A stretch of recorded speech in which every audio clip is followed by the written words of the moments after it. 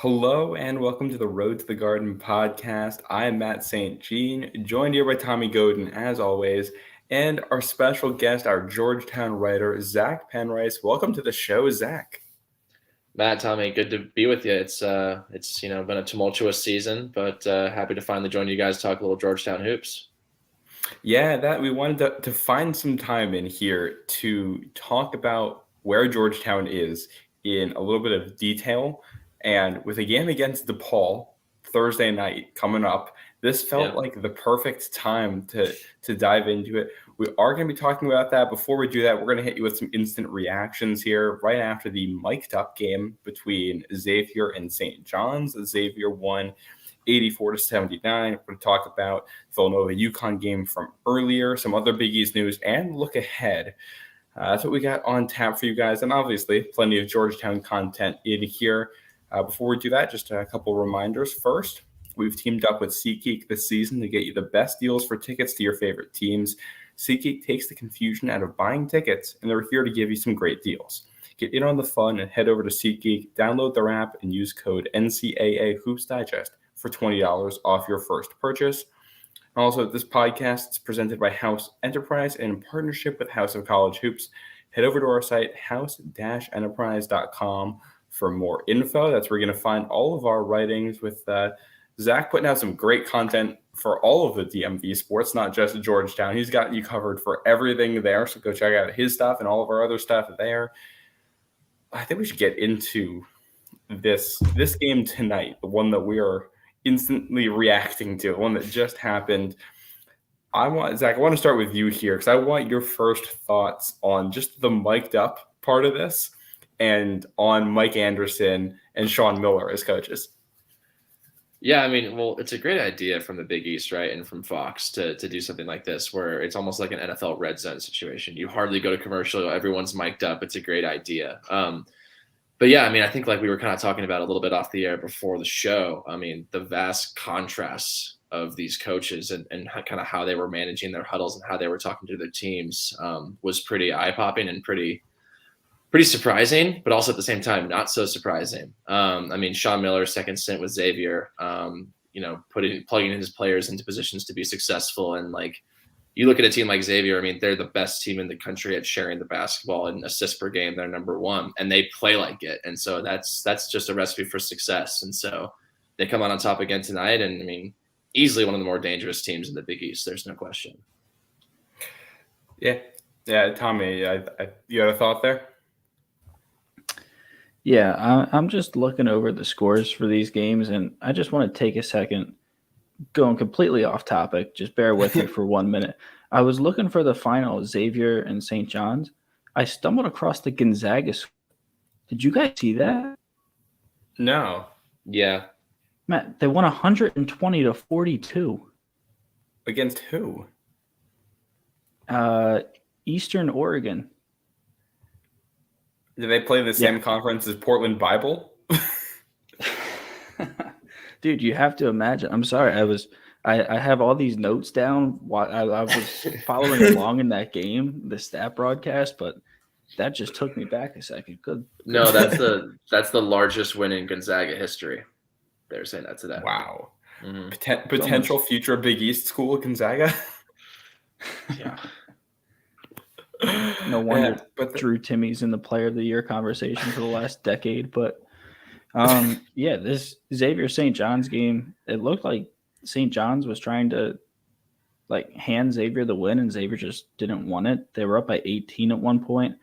I love the mic'd up idea, so much better than the like NFL red zone type thing that they tried out in the beginning of the year. But yeah, I think we found out exactly what we knew about both of these teams, just reaffirmed in this game. Yeah, I think it's a big picture here. I think it's awesome that the Big East is at the forefront of innovation when it comes to broadcasting here. And this is something, if you go back to the history of the Big East, when they first were with ESPN in the 80s and 90s, they were trying new stuff. They were at the forefront of it. And now here we are again, and they do the red zone style stuff at the start of the year. They have this mic'd up segment, which has been a running thing for years now. We now have the Christmas Day game, which we can talk about that in a little bit, but the ratings on that came back and looked fantastic. And they're trying new things, and it's working. I mean, with the state of some of the programs in the Big East right now, you're not going to get the same media draw you would have 10 years ago for these teams. So they're finding ways to get eyes on the game, and I love that. And these are also great things. I mean, Mic'd Up is great for social media. There's going to be clips all over the place from this. Might be not as great for Mike Anderson and his hopes of keeping this job after this year, with how St. John's is looking at this point and the way he was looking coaching that team. It did not look like a coach in control, and that he looked like he was getting outclassed just in the way he was managing the team all night long. Yeah, I love everything that Fox is doing except for their NASCAR Raceway segment that they do on the weekends before the game starts. But Fox has been amazing. I'm so glad that we have them instead of some of these other networks. I didn't watch a ton of this one. I watched a little bit of the beginning, but this is just so good for not only the Big East, but like you said, on social media, just getting that Fox logo out there, getting the Big East logos out there. It's so good for the conference. Yeah. Yeah, and this is it was not a defensive game. Xavier wins 84-79. That's not how either of these teams are going to win this year, which has been a trend in the Big East, kind of a surprise. It's a very offensive conference this year. Jack Nungy, 23 points and 11 rebounds. He was dominant. David Jones for St. John's had double-double too. He had 19 and 10. Sule Boom continued to play incredibly well. He had 17 points. He also had 6 assists there. Colby Jones had 7 points, 6 rebounds, 4 assists, kind of doing a little bit of everything there. And Zach Fremantle, he also was doing stuff. He had 14 points, 9 rebounds, almost a double-double for him. No double-double for Joel Soriano, who is the leader in the country in that this year. And wow. St. John's now 1-2 to start Big East play. Still no real good wins on this resume. What do we make of their chances looking forward after this? Is their game against Seton Hall this weekend a must-win? Yeah, like the Villanova-Marquette game, this St. John's-Seton Hall game this weekend, I feel like is a matchup of two teams that are in very similar positions. Not must-wins yet, but I think that these would be huge wins for in both these games. But St. John's is trending down, to be honest with you. They haven't looked good in conference play or really when they play any good teams. So a win at a gritty Seton Hall team would go a long way for this program.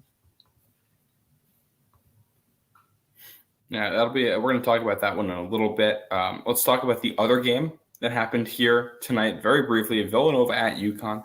Villanova hung around in this one, but UConn ends up getting it done. Their first win by less than 10 points this year. Only got to 10 points for a 10-point lead for UConn for about, I think, 20 seconds there in the second half, 74-66. 7 points for Sunogo, only 6 for Klingon, and yet UConn able to win. Tommy, I know you're the Villanova coverage here. I want to hear your thoughts on what happened in this game. Yeah, just like Joey California last game, it's just when Sunogo or Klingon doesn't have it going, this UConn team is so good, so deep that someone steps up. And tonight it was a little bit of Jackson. Tristan Newton looked good in the little bit of time that he was in there. But yeah, I mean, this is I hate all this moral victory bullshit. Excuse my language. This is this is Road to the Garden after dark. It's 11:15, but I hate all the moral victory stuff. I really do. But this really was a big silver lining for Villanova. I mean, they had 18 turnovers. That's very uncharacteristic. 5 of 22 from 3. That's not them either. So I think that if they can clean up some of that stuff or maybe adjust them more away from being a team that nobody wants to see in March Madness, if we can make it there.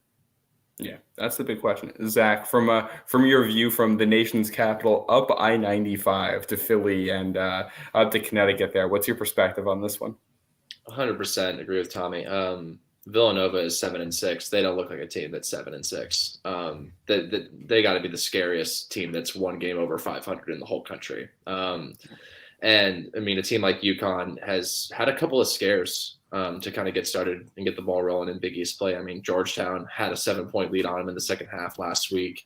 Here they are tonight. Villanova was within 2 with 4 or 5 minutes to go. And so it's been tighter since UConn has started Big East play. I got to say, UConn being 14-0, the Big East having an undefeated team and the number 2 team in the country is good for the conference. And Villanova being good is also good for the conference. And this Nova team is good, and 7-6 does not do it justice to where they're going to be come March. I think they're going to be dancing, and they're going to be a team no one wants to see. Completely agree with that. Yeah, I think it's interesting. Like, obviously, there's no moral victories, but also Villanova moved up in KenPom tonight. They moved up from 53 to 50 with that performance, and UConn stayed still. I think for the Big East as a whole, that's huge too, because the non-conference was not great. So if you want to get more teams into the tournament, you have to just have teams play better. You have to have close games, close wins, close losses, all that stuff. And you also might need a couple teams jumping on the heads of the guys at the bottom of the conference here and padding these resumes a little bit with some big wins. But I mean, Villanova looks really good right now, better than the team we saw a month ago. And UConn I agree that they're not trailing off, but this is not the same UConn team we saw at Phil Knight either. They're not playing quite at that level. They're still really good. This is still probably the best team in the country if I had to give a vote. But they're going to have a test this week. They play at Xavier later in the week. So that'll come back at the end here when we look ahead to the games. The only other game we had since the last time we talked to you was Seton Hall at Marquette. Another loss for Seton Hall. They're 0-3 to start Big East play here. Marquette with another win. This game was never really felt that competitive, especially in the second half. I don't know what you guys think about this one, but I think it just kind of, to me, it reinforced what we already knew about both teams. Yeah, you go back, you listen to the last 2 or 3 episodes, this is the Seton Hall team I was talking about when I said that they have the coach, they have the foundation to put it together. Maybe not this year, but in the coming years, this is what I was talking about. I mean, the first half was very up and down. There were a lot of runs. Omax and Oso got into foul trouble. Kolek had an off night, which off night for him is still 8 assists and no turnovers. So this was a very comfortable win for Marquette. I like that Seton Hall went down without a fight until Marquette put their starters back in, to be fair. But they were fighting until the end, and that's a testament to Shaheen Holloway and his staff. Yeah, I think that, what Marquette looks like in year 2 under Shaka, I feel like is what Seton Hall could look like in year 2 under Shaheen. They're kind of a surprise in the Big East. They're young and they can play. And so I think that they're going to be a team that's kind of on that bubble fringe probably throughout the year, honestly. They're the kind of team that wouldn't surprise me at all if UConn goes in there to Milwaukee and loses. That's the kind of team that Marquette has. So, like you guys said, nothing really new in this one. I think Marquette was clearly the better team, and they looked like it. Yeah. And Marquette has not lost a home game in regulation since playing UConn in their home Big East opener last year. It's been that long at Fiserv. This UConn schedule coming up includes a game at Xavier. It includes a game at Providence. It includes a game at Marquette and a home game against Creighton. That's the next 4 for the Huskies. So big picture there. There's a rough slate for them. We're going to find out a lot about what they're made of, a lot about what Marquette is made out of. And yeah, Seton Hall, that 0-3, you can recover from it. But the way they're playing, they need to hit another gear here to be anything other than an 8th or a 9th place team in the Big East, I think. Yep. The only other note we got coming into this before we talk Georgetown, I want to talk about that Christmas game for a second. This was, I believe, the most watched game on any network this season. Had the most viewers on Fox for a college hoops game ever, 2.99 million viewers as Creighton took down DePaul. Did you guys tune into this one? I did what I think about 2.98 of the 2.99 million other viewers did. Is I was on the East Coast and we were watching the football game. When the football game was over, we went to go eat dinner. As soon as we ate dinner, we never changed the channel. We came back. We said, why the hell is this game on TV? And then we turned it off. So Yeah, I did watch this game, but it wasn't on purpose. I can assure you that. I had it on. Yes, that's just the Omaha native in me, and the lifelong fan in me had it on. But it was, I guess, more so background noise than anything else. But I gotta say, the biggest takeaway, especially after those ratings came out, I mean, Creighton was all over this from the jump as far as wanting to get in on the ground floor with a Christmas standalone game. They got their wish, and I guarantee you, every other Big East school wishes they had the same idea. The only question is, do you want to say morality around having college athletes play on Christmas Day? But especially in a conference that prides itself on religiosity and being Catholic schools, it's yeah. I mean, there's plenty of time to still do your religious stuff and play some hoops as well. I guess could be the counter argument, but no, I mean, after seeing those ratings, I guarantee you the likes of Villanova, Xavier, UConn, everybody in the conference wants a piece of that, and it could be a fight next year to have that standalone game if there is one. Well, and I think I look at this and what's going on next year. Christmas is on a Monday next year, which means you can do more than a standalone game. You can put multiple games in that if you want. You're not going to have to go up against football, which may be a deterrent here because you're not going to get people who just don't change the channel and end up they're not going to end up just sticking around to watch your thing. But also you can kind of claim it and make it a Big East tradition that you get 1 or 2 games on Christmas every year, and you make it a fun thing like football on Thanksgiving. So we'll see. I think UConn feels like a prime candidate for this going forward, being the only non-religious school in the conference. I feel like they might be very willing to step into that window. I think Creighton might want to stake claim on this as one of their things. I think you might see this go from an experimental thing with just 2 random Big East teams to we're going to put a primetime game in this window next year. I think the fact that it did well opens up a ton of stuff. Yeah. I'd like to see some like old school bad blood Big East matchups on Christmas Day. UConn, Villanova, Creighton, UConn, even Providence there. I would like any of those matchups. Make it primetime. Why not? Yeah, make it fun. Yeah. All right. I think that's enough looking back. Let's get to the prime focus of this one, and that's Georgetown. That's what we brought you on here, Zach. You've been covering them all year long. I would argue, and we're gonna have a story come out on New Year's Eve here, where we're gonna have the top moments, top stories, the biggest things that have happened in the Big East this year. Ion College basketball, CBS Sports did this, and one of their top stories was just Georgetown as a whole and what has happened to this program in the year 2022. Before we get to the actual team, I would ask Zach, as a media person, what is it like team that's in this position right now? Yeah, so I would describe it like this. I've my whole life, I don't know why, I've never been a fan of roller coasters. Amusement park, I've never really been one that likes getting on them or riding them. I don't like the up and down. It's uncomfortable. I can't believe people pay for that. That's what it's like covering this team. And really, it is a roller coaster. You do not know what they're going to look like night in, night out. Opening night, they host Coppin State. They go to overtime and barely squeak one out.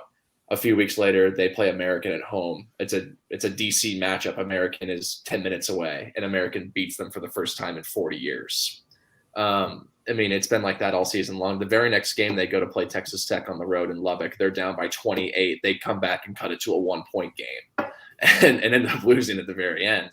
And just this past week, they are historical underdogs on the road at number 2 UConn, and then have a 7-point lead in the second half before losing by 11.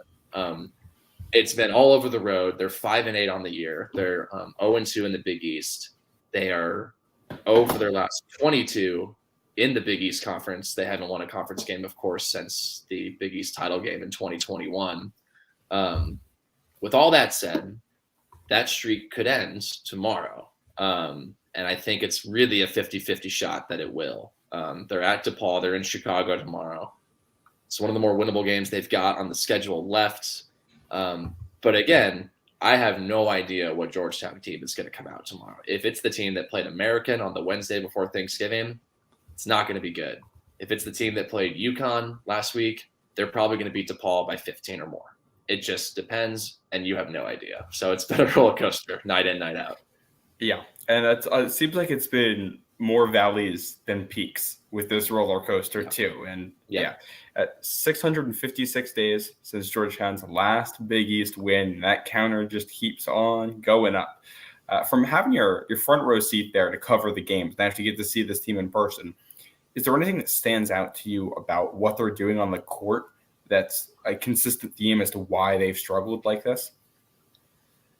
Definitely. I mean, it's year 6 under Patrick Ewing now. And I feel like, I mean, in talking and working with some of the media folks that have been there covering Georgetown for years, for decades, they're not defending. And mainly they're not defending the 3-point arc. There's a lack of consistent hustle on the defensive end in terms of grabbing rebounds, blocking out, that sort of thing. Just like some basic fundamental stuff that doesn't make sense on the defensive side of the basketball. And looking at the stats and really just top to bottom, they're 344th in the country in points allowed per game. There's 14 teams in college basketball that are worse than Georgetown at allowing points per game.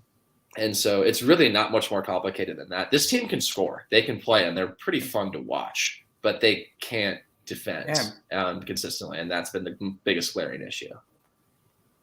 Yeah. It's rough. Tommy, I know you have some questions here. I have one more that I'm gonna let you get yours in. One of the things on a positive note that stood out to me about looking at the Georgetown roster is the fact that they've got guys that can score, and they're basically all young. And it feels like this is the 3rd or 4th, maybe 5th time we've been saying this about Georgetown, that, well, they have talent, and if they can keep it, they can build on it and turn it into something else here, regardless of who the coach is next. Well, I think that's a whole other question about who the coach is going to be next year. Let's say it isn't this same coach. Do you think there's talent on this team that can be built upon to turn this Georgetown team around? Definitely. There's no question. I mean, we forget that this team is entirely made up of transfers. Almost none of these guys were around last year. There's maybe 2 or 3 that are back. And they've played 13 games together. That's all in all not that many. And yet they're still meshing. All 5 starters have never played together coming into the season. They're still just getting their feet under them. And these guys can play. I mean, Primo Spears is one of the better guards, I think, in the entire Big East Conference. I think he could start on a lot of teams in this conference. And so 100%, I mean, yes, you're right. The coaching question is a whole other story that's much more complicated than will he or won't he. But, yeah, I think that to answer your question, there absolutely is talent that can be built upon. It would be more of a question of can they retain the talent if there's a coaching switch. That's a whole other argument as well. Well, I think the question is, can you retain the talent either way? I mean, we just saw Dante Harris leave for Virginia. Yeah. He's not even going very far. And there's been, I mean, this team had Aminu Muhammad last year, couldn't keep him. They had guys that could have come back, had an extra COVID year that opted not to come back. And you go back before that, there were some guys that left this program that probably deserved to leave this program and were right to be kicked out. But there's a trend here where the guys are just not staying.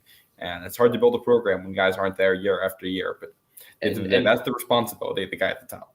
Yeah, and one of the more interesting notes in college basketball in terms of an individual player's story, Qudus Wahab, his story is so unique and so interesting. To be at Georgetown as a freshman and then to transfer just up the road to College Park and goes to Maryland for a year, only to come back after Mark Turgeon is fired to be replaced by Kevin Willard. He's back at Georgetown now, which is an interesting story to me because if you're a starting center, especially in college basketball, who better to learn from than Patrick Ewing? And so I think it makes a lot of sense for him to want to come back and to also recognize, I don't know if I want to say a mistake, but just like a lesson that he learned as far as like someone he can learn for. Because say what you will about Patrick Ewing, but I would say as a big man, there's probably no one better to learn from than Ewing. Yeah, and it's by all accounts a great person to learn from on and off the court. Dana O'Neill's book about the Big East was glowing about he and John Thompson and all of that as individuals. Yeah. So yeah, Tommy, I know you have some fun questions here, so I'll let you have the floor. All right, I do. I like that. Thank you for the intro. A lot of fun questions for you. The first one, not the kicker, but the first one. One word, describe Patrick Ewing. Inconsistent.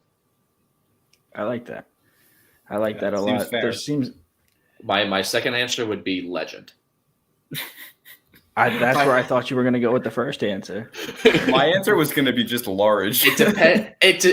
He is big, man. He's big. If it depends on if you're asking as the player or the coach, man. I mean, God, as a player, there's no one better in Georgetown history. The only other argument you could make would be Allen Iverson, in my opinion. But as far as coach and consistent player, he's a legend. I like that. I like that a lot, and I like your answer too, Matt. Large. Thank you. Fits. Player and coach. Man. He's still large. No, but I was doing some research on Georgetown a little bit earlier. I know, doing research for once. But Aiden Curran of Hilltop Hoops was quoted in a Washington Post article. He said the relationship between the men's basketball program and both the student body and the alumni base is broken. Do you agree with that statement? And if you do, how would you fix it? Certainly feels like it. Yeah, there's no question that that's how it feels. The solution, I think you have to scrap it if you want a solution. I don't know that, besides Georgetown running the table the rest of the way, winning solves all problems. Of course it does, but I'm just being realistic. If you're going to go from not winning a conference game in a calendar year and you're going to reel off a bunch of wins or do whatever they need to do to win back the fans that way, that doesn't seem possible to me. And so the other solution would be to just scrap it and start over with a new coach and a new program direction, I should say. But we'll see. I don't know how close they are to that. That's the question. I mean, it feels like it could happen if they lose tomorrow. It feels like that they might go the rest of the season and still not do it. I just don't. I don't think anyone truly knows. And so that's also kind of scary in its own way, as far as like, I don't even know if they have a clear answer, and it's gotten about as bad as it could possibly get, you would think. So I don't know. Yeah. What a depressing segment. Zach, you played sport going through that. No, with all of us, and it was a very thoughtful answer. It's interesting in its own way, though. I mean, it's fun to cover the good team. I've had plenty of time to like covering good teams. It's pretty fun to go the other direction. And I'll say this: they may not be winning, but they are entertaining. Every night they're entertaining. So I'll give them that. Yeah, I mean, the shots that Primo Spears makes just have no right going in. And they don't even touch the rim. It's incredible. I got one last one for you. My favorite question of the night. Matt knows what's coming. I don't know if I see you laughing over there. I don't know if you followed me on Twitter. I'm big into food as well. I have this series where I rank all the best food that I get at the Finneran Pavilion covering Villanova. Now, you cover this Georgetown team. You've covered them. I don't know how many games you've been to or how many stadiums, but just give me your best food item that you've ever had covering a basketball game. The fans need to know. Ooh, okay. So this would be probably further back to my days covering Nebraska basketball when I was back in college. I've only been to 3 Georgetown games, so I don't know if I can give you a good enough answer on that. One Maryland game as well. So back in Nebraska, bear with me. I know you guys are from the East Coast. I'm a Midwesterner. It's a big Midwestern thing that I wasn't even aware of until I was in school, to do cinnamon rolls and chili. I've heard of this. Okay. Well, I have not. All right. Yeah. It's the whole like sweet and spicy thing together. I get that, but let's hear it. So you don't like dip them, well, unless you're insane. Some people dip them in. I would never. That's a rare thing to see. Most people, but yeah, it's like the sweet and savory combo. So you have like a bite of a cinnamon roll, you have a scoop of chili. Honestly, don't knock it till you try it. I was pretty skeptical as well, but it was pretty good. It doesn't shock me, given that I've made plenty of chili in my day, and my dad actually, shout out to my dad who makes an award-winning chili that is fantastic. But you got to put sugar or like a little bit of cinnamon or something in it while you're making it to bring out the flavors and the complement and cut down on stuff. And you always have starch with chili. You always have some kind of bread or something. So it makes sense to put these things together. Yeah, I don't know if this is like a Nebraska thing or a Midwest thing. I don't know, but I'm glad that at least one of you had heard of it. Otherwise, I was just gonna be facing a really tough crowd there. So I'm glad I got some sort of positive feedback on that one. Now, So did they just to do this clarify, for it's just the- like a Go ahead, bowl Tommy. of chili with cinnamon rolls on the side, and you just kind of one bite. Sure. Yeah, everyone's got their own strategy. That's usually my call. Okay. I didn't know if it was like a cinnamon roll topped with chili. I know you put on spaghetti down in like Cincinnati or wherever that is. I wasn't sure. Yeah. The Skyline chili with that's a whole Skyline chili's gross, by the way. Yeah, I was just in Cincinnati and I chose to avoid. So might as well bypass that. Tommy, I think eventually doing this show, we're gonna have to try a food from each one of these places. So we might have to get some Skyline chili. We might have to get the cinnamon rolls and chili. And apparently, it's something in chili in every one of these places. So I don't know what it's gonna look like everywhere else, but they ship it. They ship Skyline chili in cans. So we'll we'll get our did people they in that. now? Do they do this at the media stuff, or is this just something you would have at the games in general? Media. Wow. Yeah, I don't know how they would serve that as a concession. I think that would just be a logistical nightmare. Well, So I didn't know if it was a tailgating thing that they would do, but yeah, no, I've only had it as so that's actually I didn't even know this combo existed until a media meal, and I was like, "What is this?" And everyone looked at me as if I was like, no, like I'm from Omaha, like I've lived here my whole life, and they're like, I've never heard of it. But there you go. But this is all a big prank.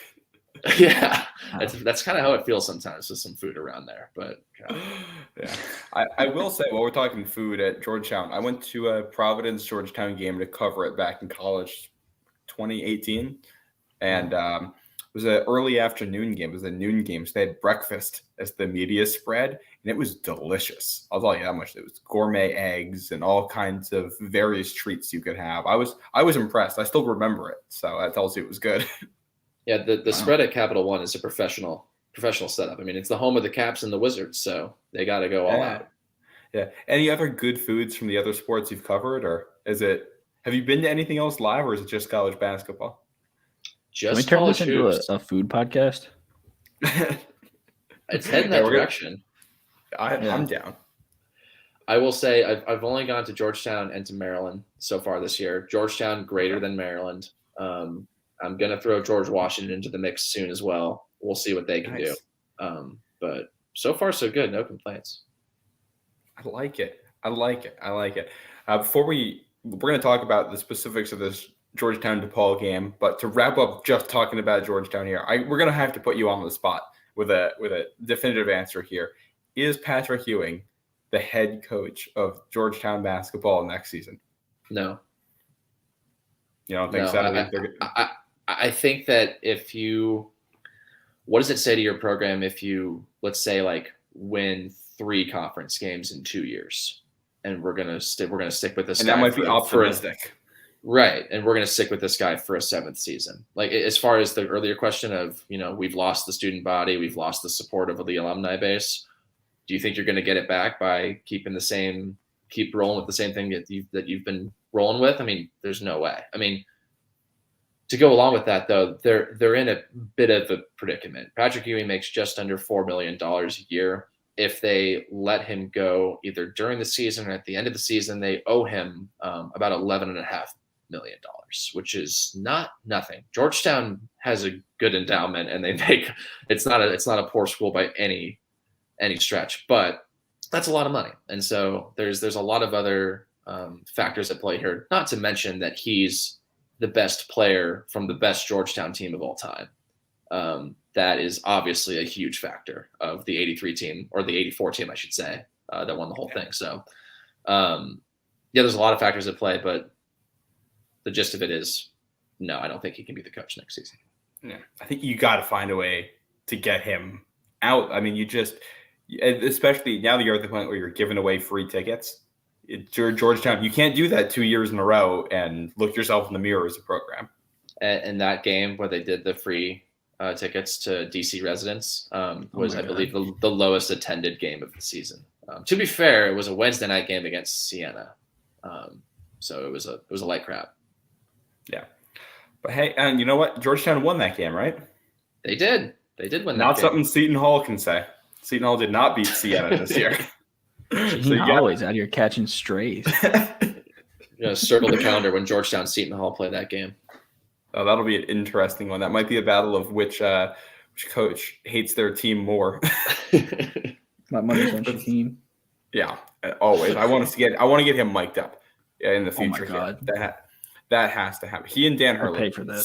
Seton Hall UConn game mic'd up. Let it happen. The universe might combust, but it's got to be like a liability issue. I don't think they can do that. They might have to broadcast it on HBO. Or just like significant tape delay. You see Dan Hurley tonight? What happened? Hot mic. There was one foul call, and granted, it wasn't a foul, but UConn fans can cry me a fucking river at this point. The RJ Cole call last year. I don't want to hear that. But Slater leaned into Sonogo on a 3-point attempt, and it wasn't a foul. You pan over to Dan Hurley. You're an effing clown. You're an effing clown. Dude, I kid you not, at least 10 times. Calling the ref an effing clown just right to his face. Didn't get teed up. Don't know how, but it was amazing. And the announcers were talking about it. I think it was Raph. He was like, "Oh, I think Dan Hurley sees someone with a nice red nose behind the table or something like that," because he kept saying "clown." It was hilarious. That is fantastic. That's what the Big East is all about, right there at its core. Yelling at officials. That feels like. Shout out James Breeding. He's always catching strays on this show. Oh, they're not strays. Those are carefully aimed. Right at him. That's a top 25 ref, Matt, according to Ken Pong. Apparently. All right. Let's look ahead a little bit here. We got a couple games rounding out the 2022 calendar year, which is crazy that we're at the end of this now. We're going to start with the Georgetown game tomorrow night, Thursday night here. Zach, Georgetown, DePaul. This is the 8 p.m. Eastern tip on Fox Sports 2. It gets the demotion down to Fox Sports 2 there. This, I think, this should be a competitive game. It should be an entertaining game. High quality, I don't know about that. But I think it'll be entertaining to watch. Who do you think comes out on top? And if it is Georgetown, what are they going to have to do to break this streak? Well, I like the over because Georgetown's playing. So love that for sure. No, I mean, you're right. I mean, these are the only two teams in the Big East that are below 500 overall. And so when these types of teams that are in the basement of any conference go head to head, they know that this is one of their better chances to get a win. And for Patrick Ewing, it's as desperate as it gets. Georgetown's coming off a game where we say no moral victories, and after the game, Patrick Ewing and Primo Spears were almost beaming with excitement as far as how like joyful they were of how close they played UConn, which like fair. No one expected them to do that. But let's just see how they come out against DePaul. This is a game it's easy to be a little bit sleepy for it. They're going on the road. They're playing against a team they're not UConn. The UConn game is a much easier game to get up for than this one. Let's put it that way. And so we talk about the roller coaster ride that is Georgetown basketball. They've been inconsistent all year. The trend would say that they'll fall flat in this one. I don't think that will happen. I think that they'll play DePaul pretty tight and pretty well, and it's going to be probably pretty close the whole way.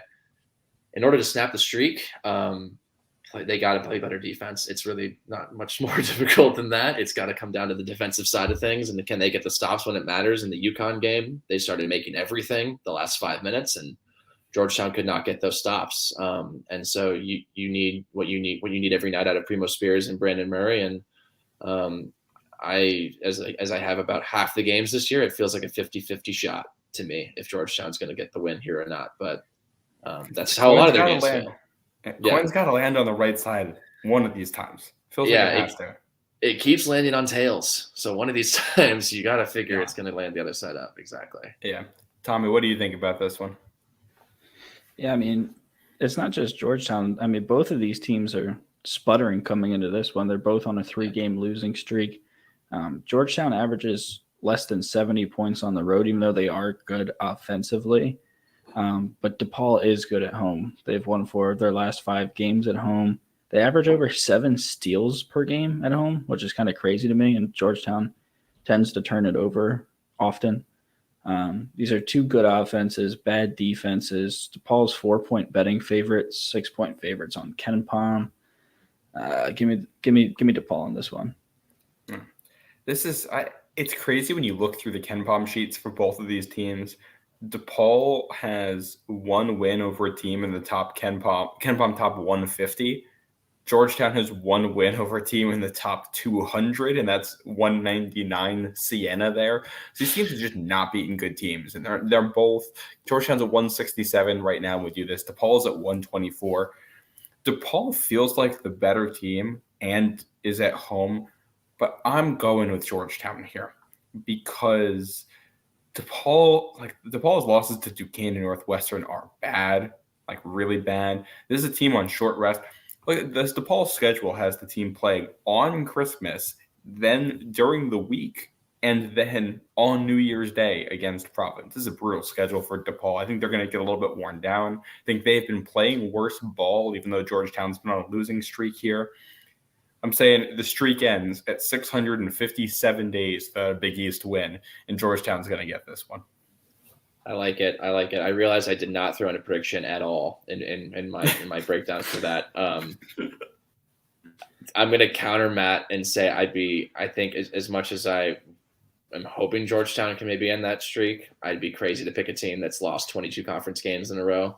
Until they do, I'll believe it when I see it. But before that, I like DePaul at home. I noticed that home record as well. Anytime you go on the road in the Big East, it's not easy. I like DePaul. Yeah, and we'll see what happens with this one. That's the late game Thursday night. The early game Thursday night is the Providence Friars heading up to Hinkle to face Butler. This will be 6:30 p.m. Eastern on FS1. I talked about this with Road to the Gardens Michael DeRosa on our Providence podcast earlier today. So if you want the Butler perspective on it, you can go listen to that one. The Friars. A little history. The Friars ended the Laval Jordan era at Butler and the Big East tournament last year. Al Durham hitting a shot at the end. They came back from down 19 the last time they played at Butler. This is kind of like it's not a rivalry. These teams have played some strangely close games recently and some strangely important games recently. Tommy, I'll start with you. How do you think this one ends up going? So KenPom actually has Butler winning this one, 73-71. And I like that little plug of the flex. I actually did listen to that earlier. It was a great episode. MD the Dream is just a psychopath, and we love it. No, but in the podcast, he did say if Butler's not hitting their shots, they're not going to win this game. And I'm just going to echo that from the mountaintops. He couldn't be more right. The Friars' 3-point defense is bad, but it's not like Butler can do anything about it because they can't shoot threes either.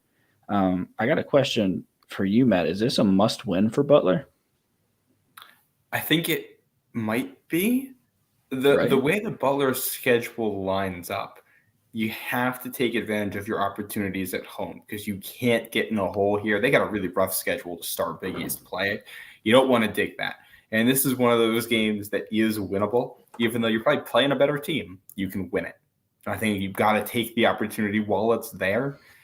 I don't think that necessarily means it happens. So I took the Friars in this one. Yeah, I think I am too.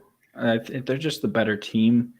The Bulldogs are just too inconsistent shooting-wise for me to feel comfortable about picking them. They're not great rebounding. Croswell is for Providence, especially on the offensive glass. I'm going to go with Providence as well in this one. Zach, what are your thoughts? I see very contrasting stats when you look at these teams, especially more consistently or more recently, I should say. Providence has scored 90 or more in 3 of their last 4, and Butler is allowing low 60s in points per game. So something's got to give here. I like Butler at home just due to desperation and just because the Big East is crazy. And Hinkle magic. It's a thing. It's real. That's a very legit home court advantage. Granted, it's Christmas break, but I mean, they need the win, and Providence is riding the high of an overtime win over Marquette. I just think that momentum is a real thing that goes up and down. It ebbs and flows, and I like Butler in this one. Yeah, Butler needs this win a lot more than Providence does. I'll tell you that much. If you're the Friars and you lose this one, I don't think it hurts you that much as long as you win at DePaul on New Year's Day. As long as you take care of business there, what happens in this one probably doesn't affect you too much. Down the road, I will say Butler's next game after this one, they travel to D.C. to take on Georgetown on New Year's Day. So I think that'll be another interesting one to see where these programs are at that point. But that's next year. We can't look too far ahead right now. Let's look ahead to New Year's Eve. Before you guys get to your New Year's Eve parties, before you get to the college football playoffs, there's a couple early games here to get you guys started to put on while you're getting ready for the rest of your day. And it starts with the game we voted as the game of the week at noon. It gets the national window on Fox, and that's UConn at Xavier. That's two teams that we saw play tonight. Xavier scrapes a win out on the road at St. John's. UConn picks up the win at home against Villanova, holds on to that one. Zach, we'll come back to you here. How do you think this one goes, and what are you looking forward to in it? Yeah, I mean, this is just a clash of the Titans. These are two of the better teams in the conference. I mean, when you look at the Big East overall, it's probably these two plus Creighton plus Villanova are probably the four that everyone would say one of those four is going to wind up at the top. And Marquette so far, for sure. It's early for them. It's early, and they're young. But, yeah, I mean, Xavier's got a hell of a home court advantage. Cintas Center is no joke. They are on a streak right now. Xavier's got a really good team. They share the basketball. Sean Miller has his team in great form. But like you were kind of referencing earlier, Matt, UConn has quite the stretch of games here. I think they're going to drop one of them. I don't think it's this one. I think they go to 15-0, and they have a chance to be the number one team in the country come the rankings on Monday. Yeah. I'll counter. I have another question for you here. So you think UConn goes to number one with a win? If Xavier ends up pulling out a win on this one, where do they go in the rankings? They should fly up the rankings, right? I mean, I would think so. I mean, what are they right now? Are they 22? They could get up to high teens, I would think. Yeah. They'd probably have an eight spot jump at least, would be my guess. Yeah, that's what I think. Tommy, how do you think this one goes? They're going to be two very good offenses going up against each other. Nunji's range, I think, is going to be a nightmare for Sunogo. I mean, we saw it tonight with Dixon stretching out not only Sunogo but Klingon as well outside of the paint. Going to open up a lot of those lanes. Colby Jones and Sule Boom are going to take advantage of that. UConn's defense is much better than Xavier's. That's the only thing I'm giving UConn a definitive advantage on. But I think if Nunji and Fremantle can stretch out some of these UConn bigs a little bit, it's going to be another one of those games where someone else is going to have to step up for UConn. I don't know how much longer they can keep doing this. I like Xavier at home here. Yeah. I'm going with UConn on this one only because I think Xavier isn't a paper tiger. Like, that's a legitimately good team, but also they got taken to the brink there by Seton Hall at home. They could not close out St. John's the way I think people thought they'd be able to. I think Sean Miller is doing a really good job with this group. I just think there's certain limits with the personnel they have. This, to me, feels like a team that's in the 20 to 30 range of teams in the country, and not a team that's at the top. They can beat UConn. I think UConn is more complete, though. And I think they play similar styles, but UConn is just better at it. And that makes it an uphill battle for Xavier to actually win the game. I think that's going to be really tough for them. I'm going to take UConn in this one. I think it'll be close, but definitive. I'm taking UConn. Xavier basically plays nothing but close games. Their wins and their losses. So I think if there's one thing we can assume that Xavier is going to be in a close one, that's for sure. Yeah, that sounds about right. And especially the UConn we've seen here in conference play. They're making it closer than you'd think in some of these too. True. Yeah. So these are two teams we're talking about right there that are kind of on the upswing, the two ranked teams in the Big East going on at the same time on Fox Sports 1. It's going to be a game between two teams that are not trending in the right direction, and that is St. John's and Seton Hall here. And before we get into this preview, there's two things here. One, I don't know if either one of you were in this the other night. Last night, there was a Seton Hall fan Twitter space. Oh my going God. on last night. Were you in this, Tommy? I was for a little bit. Zach, I don't know if you jumped in this at all. I missed It that. was let's just say we all know fans don't have the most rational reactions to their teams losing, and this was a complete meltdown as a reaction to what was going on with the Seton Hall loss there. And it's kind of earned there with what the team has done. A lot of frustration in the Seton Hall fan base heading into Saturday's game. Now, I also want to read you. I just got this while we're doing this show. I just got a DM. I'm going to leave the account unnamed here, but I'll read you a section of the DM that I got. This is from a St. John's fan. It starts, Matt, I am numb right now. This team has no direction. There's no accountability or strategy. I watched Fremantle Nunji get everything in the paint. I can without a doubt say that Miller knew to go inside against us because against Nova, those guys would just back us in and get easy layups. I really think something needs to change. That's the state of these two fan bases right now. I don't think either group is happy with what they're getting from their teams, which makes this a very interesting battle. It's the two New York teams, both teams that are underperforming. I think both teams kind of need a win to keep their not to keep their tournament hopes alive, but to get going in that direction here. You can't really afford to lose this game and feel good about your tournament hopes at this point. So there's a lot of drama in this one. It's a very interesting game. This is going to be a very depressing game to watch. Ken Palm has Seton Hall winning. I don't. Seton Hall's defense is very good, but these are two very scrappy teams. I think Posh and Curbelo can do a good job of taking Kadari Richmond out of the offense, and that is their whole offense. Seton Hall's offense is abysmal. It's bad. It's really bad. So you take Kadari Richmond out of that, it's a wrap. I like Seton Hall, I like St. John's in this one. I think Joel Soriano is going to have like a 20-10 game, like 2015, something like that, something crazy. What do you think, Zach? I like St. John's as well.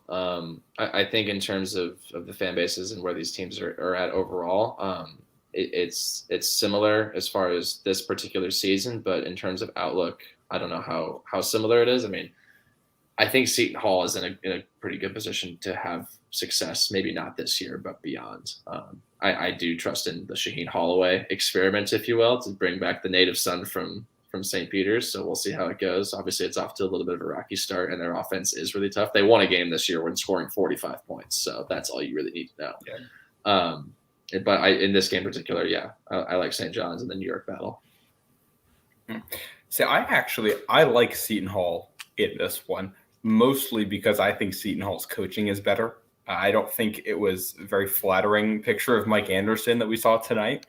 The kind of lack of coaching adjustments there, and there were a number of tweets about this from a lot of the Roads to the Garden people know. I was saying this, Mike DeRosa was talking about it, Lawrence Kramer was talking about it, how it seemed like every time, like whenever they would cut to Mike Anderson, it was always just him yelling, move, move, move, or something along those lines. He cut to Sean Miller, and it's X's and O's and diagrams and telling the players what to do. And I thought that was a big difference there.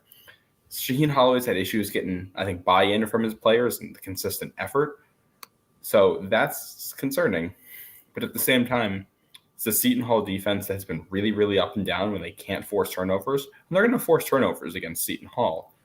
But if there's anything Seton Hall's offense needs right now, it's clear lanes to the basket, which is what St. John's has been giving up. I think they're going to be able to slash on that. I think Kadari Richmond's going to have plenty of opportunities if this game is played in space. And I think Seton Hall's a longer team, a tougher team, a better defensive team, and you'll end up with a high-scoring, close game that'll slow down at the end, and then that's when the defenses will take over, and that's where Seton Hall is going to win it. I think the Pirates take this one. I like that.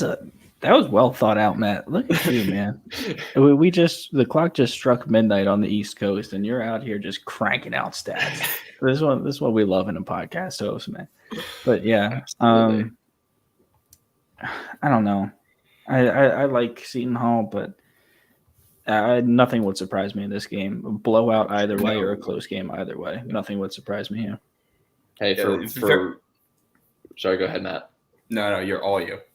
I was just going to completely derail the subject and say, for what it's worth, St. Peter's is definitely missing Shaheen. I just saw the Peacocks play in person against Maryland last week. They did not look very good. I believe they finished with the same amount of shots as total turnovers. So they're missing never those where you want to players be. too. Yeah, they're missing a lost lot of some players. Yeah, basically. Side note: Casey and Defo is a lot of fun to watch for Seton Hall. And he's very physical and chirpy. And go to that game against Marquette earlier this week, they were getting into it with each other. There was a moment there where the mic very clearly caught Cam Jones replying to Casey and Defo, just say, "Watch your effing mouth."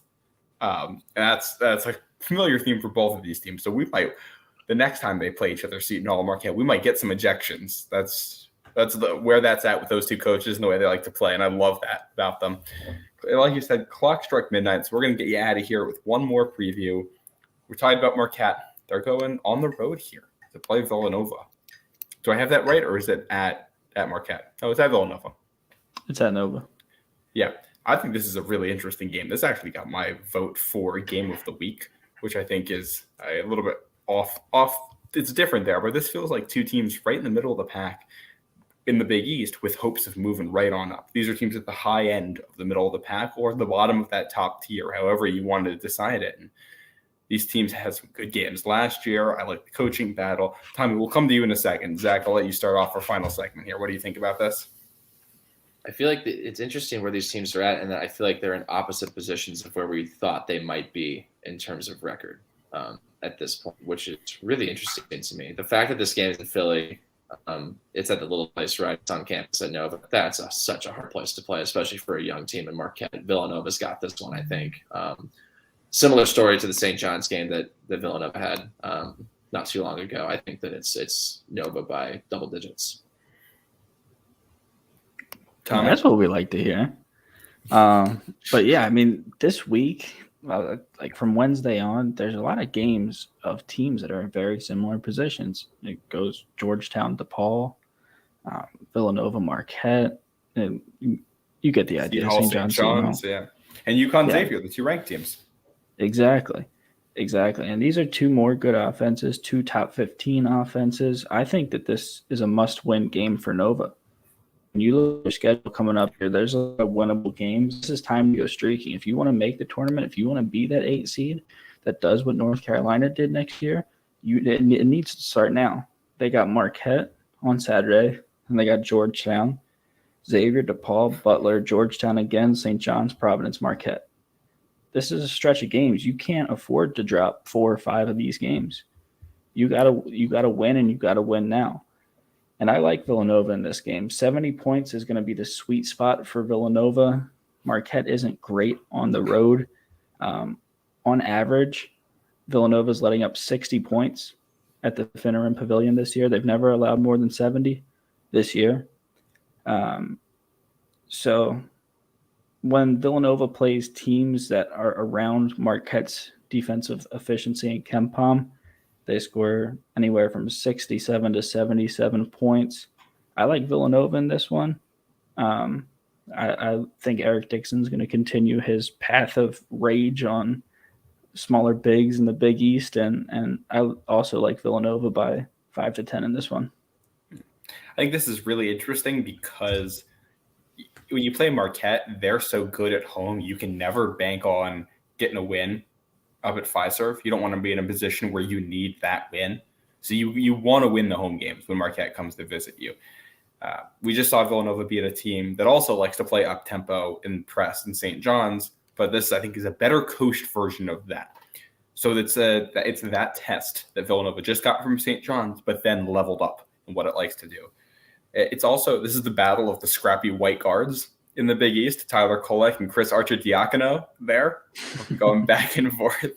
Which I think Chris Arcidiacono is actually going to have a huge role here. He needs to be very disciplined with the ball in this one. Same goes for Mark Armstrong, and same goes for Caleb Daniels, because Marquette's going to try to force turnovers. And I think that's kind of the name of the game here. If Marquette forces turnovers, they're going to win. And it's going to be a little bit tough for Villanova, falling back to 500 here. I think Villanova does need to win this one. I'm going to pick Villanova, but a Marquette upset would not surprise me here. Not one bit. No. Yeah, I could also see a Marquette upset. Just to echo what Zach said, it's so hard to play in the Finn. Marquette was the last team to win in the Finn, but it doesn't happen often. So give me Nova. Can they make it 2 in a row at the Finn? No. That would be Let's go crazy. streaking, Matt. No. At Old If they Takes do this- Exposed. Somebody clip this. If they do that, we might have to throw that as an honorable mention in our top moments of 2022. Marquette going undefeated at the Finn. That'd be I crazy. don't even want to hear that right now. I would say that was so much more likely, or would be more likely, if Villanova would have won tonight. But Nova off a loss at home, it's not where you want to be. Yeah, I'm going to take Nova. I think that's going to wrap it up for us in this one. This is our last show of 2022. So thank you guys, everybody, for tuning in. We will be back on Sunday. That is our plan. We still want to do our regular Sunday morning show before the Sunday games. So tune in for that one. Tommy and I are going to be bringing you some fun stuff. I know Tommy's got some fun stuff planned, some New Year's games to do here. So we're going to get into that. Zach, thank you so much for joining us. Let the people know where they can find you. Absolutely. Yeah. Matt, Tommy, thanks so much for having me. Yeah. I'm on Twitter, Zach at DMV Sport, or at Zach DMV Sports, and not just covering Georgetown. We're trying to keep it real and with all the DMV stuff. So 5 different college basketball teams keeps me very busy. Not to mention the Commanders, the Wizards, the Capitals, all of it. So yeah, you can find me there. Yeah, definitely go give him a follow. Follow us on Twitter at Road to the Garden as well to stay up to date. Subscribe wherever you're listening to this, and go give us a follow on YouTube if you'd like to see our faces while you listen to us talk Big East hoops. Again, that's going to do it for us. That's Tommy Godin and Zach Penrice. I am Matt St. Jean, and we will see you in 2023. Thanks for listening.